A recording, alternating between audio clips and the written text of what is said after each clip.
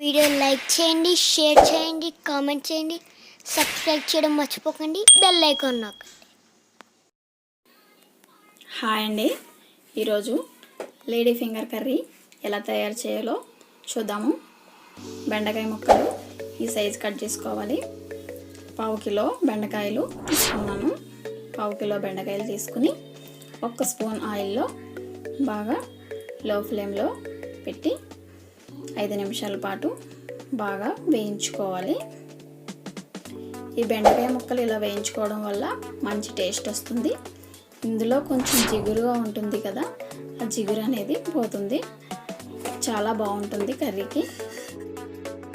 దీంట్లోకి 1 స్పూన్ శనగపిండి కూడా వేద్దాము. ఈ శనగపిండి వేయడం వలన బెండకాయ ముక్కలకి బాగా పట్టి బెండకాయ ముక్కలు చాలా టేస్టీగా ఉంటాయి.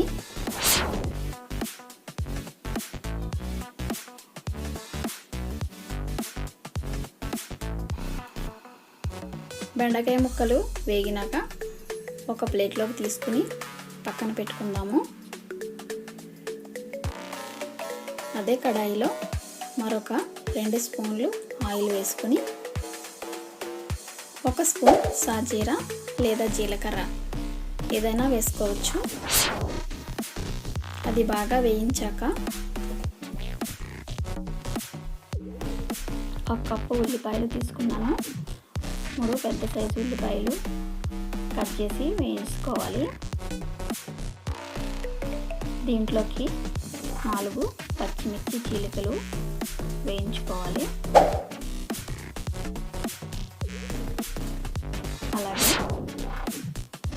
1 స్పూన్ అల్లం వెల్లుల్లి పేస్ట్ పచ్చి వాసన పోయేంత వరకు వేయించుకోవాలి.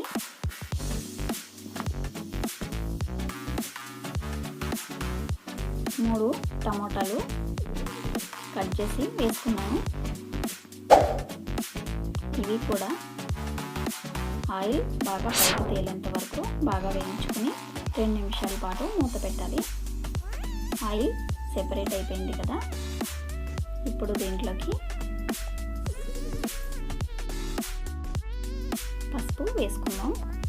2 స్పూన్ల కారం, 1/2 స్పూన్ జీలకర్ర పొడి, కొంచెం గరం మసాలా, 1 స్పూన్ ధనియాల పౌడర్, సరిపడిగా సాల్ట్ ఇవన్నీ వేసుకుని బాగా కలిసేటట్టు కలియబెట్టాలి.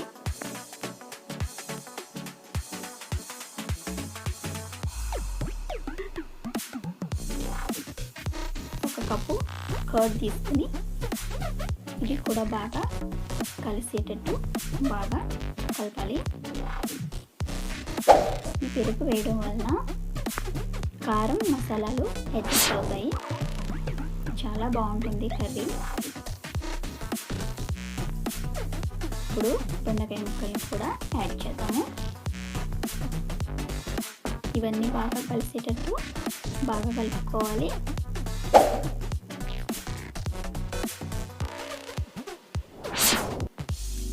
దీంట్లోకి 1 గ్లాసు వాటర్ వేసుకుని ఈ గ్రేవీ అంతా బాగా చిక్కబడేటట్టు బాగా ఉడికించాలి.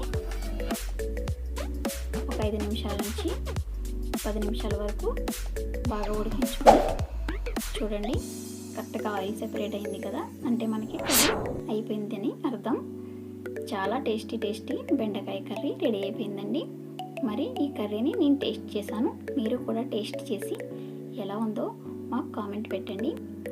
మా ఛానల్ని సబ్స్క్రైబ్ చేయడం మర్చిపోకండి. మీ ఫ్రెండ్స్ అండ్ రిలేటివ్స్కి షేర్ చేయండి. Thank you for watching.